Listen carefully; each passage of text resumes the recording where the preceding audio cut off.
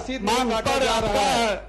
जो किसान पूर्व 70 साल से उस जमीन पर निवास और खेती कर रहे हैं और सरकार द्वारा निर्धारित जमीन से जुड़ा विषय पर इतना किसानों को काफी कठिनाई का सामना करना पड़ रहा है। वर्तमान में बिहार के पटना, सारण, लखीसराय, समस्तीपुर, वैशाली, बेगूसराय, खगड़िया, मुंगेर, भागलपुर, नालंदा, अरे जमीन पर ही है। सुनिए महाराज, आप लोग मुजफ्फरपुर, पश्चिम चंपारण जिला में टोपोलैंड गरीब का ही मामला है। किसानों के हित के लिए मैं पूर्व की भांति जिन किसानों के पास जमीन का रसीद है उनके लिए सरकार द्वारा लगान निर्धारित करने तथा टोपोलैंड की बंदोबस्ती एवं खरीद बिक्री पुनः आरंभ करने हेतु हम सदन के माध्यम से सरकार का ध्यान आकृष्ट करना चाहते हैं। माननीय मंत्री राजस्व एवं भूमि सुधार विभाग, 1 मिनट। माननीय सदस्यगण, ये भी जमीन का मामला है। आप गरीब के हित की बात कर रहे हैं तो अपने स्थान पर बैठे और इसका सुने जवाब। आप जाइए, गरीब की हित की बात करते हैं, गरीब से जुड़ा हुआ ये मामला है। आप सुनिए, अपने स्थान पर जाकर बोलिए। माननीय मंत्री, सर ये लोग दोस्त नहीं, मामला गरीब के दुश्मन है हुजूर। स्थान पर जाइए। अध्यक्ष महोदय, ये लोग दोस्त नहीं है गरीब के। चलिए। हाँ, माननीय अध्यक्ष महोदय, वस्तु स्थिति यह है कि असर्वेक्षित भूमि के स्वामित्व एवं अधिकार के संबंध में विभाग के स्तर पर विधि विभाग से परामर्श प्राप्त किया गया है।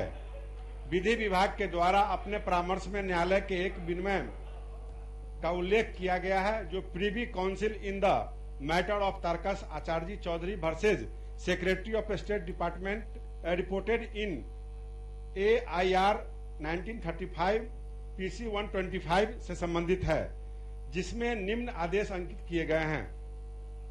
It is beyond question that the bed of a public navigable river and river Ganga undoubtedly belongs to that category is presumed to be the property of the government and not that of a private person। माननीय अधिवक्ता, पटना उच्च न्यायालय के द्वारा भी अपनी यह राय में स्पष्ट अंकित किया गया है कि असर्वेक्षित भूमि सरकारी भूमि है। इस पर सरकार इस प्रकार की भूमि को सरकार के दखल एवं स्वामित्व में लाने का प्रयास किया जाना चाहिए। उक्त के आलोक में असर्वेक्षित भूमि / टोपोलैंड पर अग्रतर नीति निर्धारण संगत पक्षों से अभिमत प्राप्त कर ली जाएगी। तत्संबद्ध कार्रवाई संप्रति विचाराधीन है। पूरक है महोदय, पूरक है। पूछना है मुझे। अरे महमूद आलम साहब, आप लोग हल्ला करने के लिए खाली आए हैं क्या? सुनिए, ऐसे डिस्टर्ब करते रहते हैं आप लोग एकदम। महोदय, आप इधर देखिए, उनसे मत बतियाइए, इधर देखिए।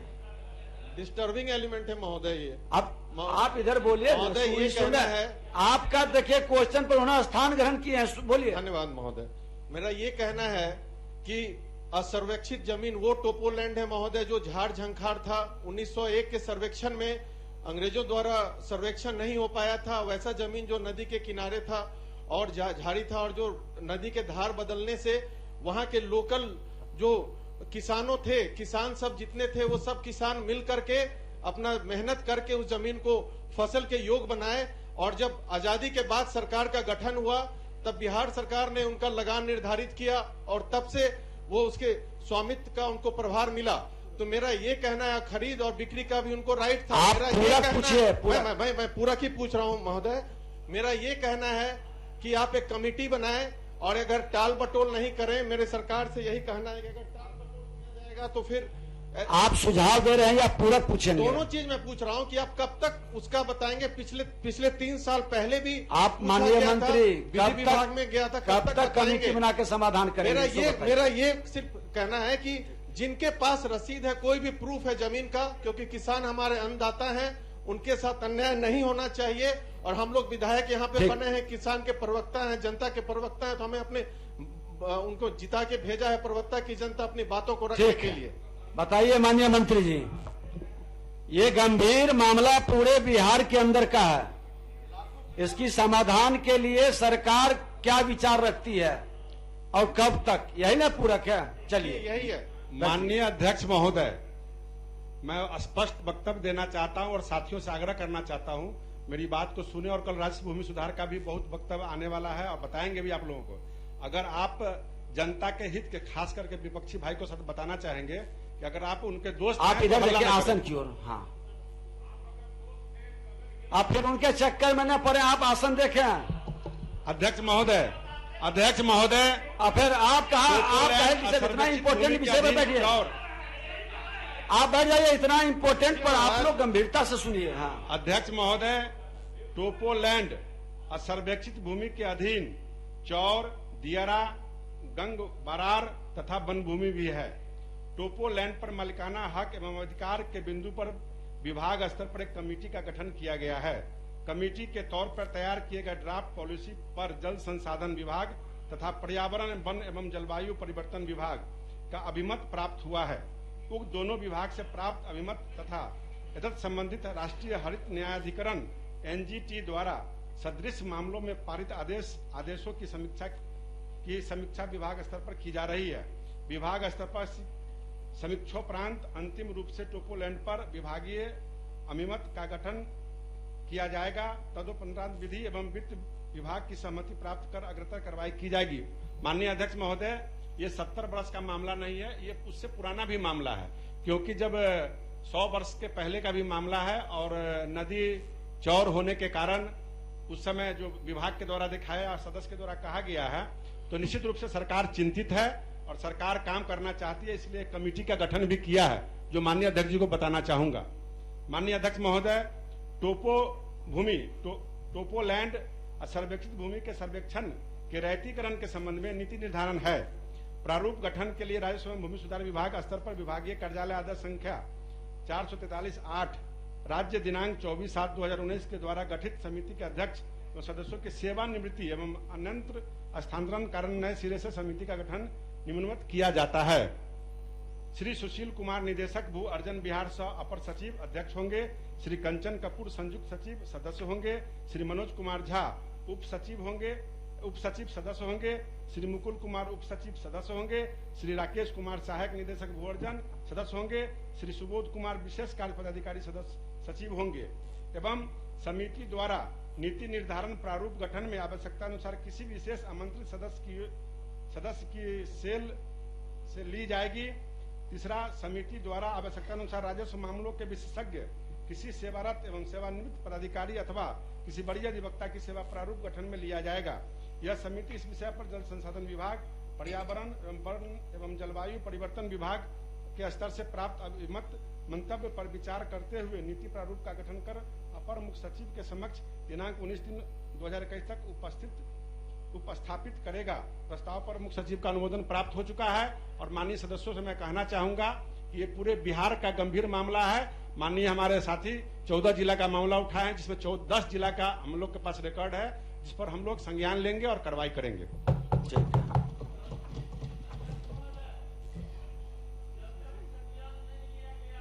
आप इस पर हाँ है, नाम है किया गया है। 6 वर्ष के पहले की तरह दखल खारिज और रसीद काटने का आदेश दिया जाए। आगे जो समिति का निर्णय लिया जाएगा उसको मान्य होगा। चलिए माननीय मंत्री, जब तक जांच होकर के नहीं आता, क्योंकि इसमें बहुत सारा समस्या आएगा कि किनके पास दखल कब्जा है, किनके पास नहीं है, तो जब तक कमेटी जांच करके नहीं लाएगी तब तक इस पर कोई आदेश निर्गत नहीं किया जाएगा। हाँ फिर वो भी लेट हो जाएगा। आप समय निर्धारित किया जाए कमेटी का जांच रिपोर्ट। हुजूर, ये कोई 10-20 बीघा 10 एकड़ का सवाल नहीं है। बिहार के लगभग जहां से गंगा शुरू होती है और समाप्त होता है, वहां तक लाखों हेक्टेयर जमीन का मामला है। कोई 2-4 दिन का मामला नहीं है, लेकिन मैं विश्वास दिलाता हूं तो अगले वित्तीय वर्ष तक है संभव, जांच शुरू करवा देंगे, ये संभव है हुजूर। एक एक करके जो पूरक पूछ रहे हैं, आज आपको भी मौका मिलेगा बेटे। अध्यक्ष महोदय, हम लोगों का कहना यह है कि दाखिल खारिज हो चाहे नहीं हो, रसीद कटता रहेगा, एलपीसी मिलता रहेगा, तो किसान को जो लाभ मिल रहा है, जो उससे अवरुद्ध हो गया है, कम से कम वह तो चालू रहे। जब आपका रिपोर्ट आएगा बंद करा दीजिएगा। वर्तमान में किसान को जो लाभ मिलना है सरकार के रसीद और एलपीसी के आधार पर, वह जब तक खेती कर रहा है तो उसको वह तो सुविधा मिले। माननीय मंत्री, एलपीसी और रसीद उसी को मिलता है जिसका जमाबंदी कायम रहता है। किसी कारण से उसको रोक दिया गया है। इसको जांच उपरांत ही हम इस कार्रवाई को शुरू करेंगे। अगर विशेष कुछ व्यवस्था बनेगा तो मैं कोशिश करूंगा कि जनता के हित में निर्णय लिया जाए। रसीद कट रहा था और आज भी जो है सो 2 साल 3 साल से मात्र रसीद नहीं कट रहा है। माननीय मंत्री जी से मैं आग्रह करना चाहता हूं कि उसका रसीद काटने का व्यवस्था माननीय मंत्री जी करें। और आज जो है किसी का बेटी का शादी नहीं हो रहा है, किसी का बाप का श्राद्ध नहीं हो रहा है, किसी को जो है सो सरकारी जो लाभ मिलता था वो लाभ नहीं मिल रहा है। माननीय मंत्री जी उसको रखें, करवे व्यवस्था करवावे। हमारी बात को पंकज भाई ने नहीं सुना है। मैंने कहा है कि नियम संगत अगर उचित होगा तो उस पर विचार करके कार्रवाई किया जाएगा। आप सभी लोग नहीं पूछ सकते हैं, जिनका हस्ताक्षर इसमें है वही पूछेंगे। आपका हस्ताक्षर है ना राजकुमार जी? आपका एक ना बैठ जाए राजकुमार जी, आपके पीछे उनका है, आपका भी नहीं है।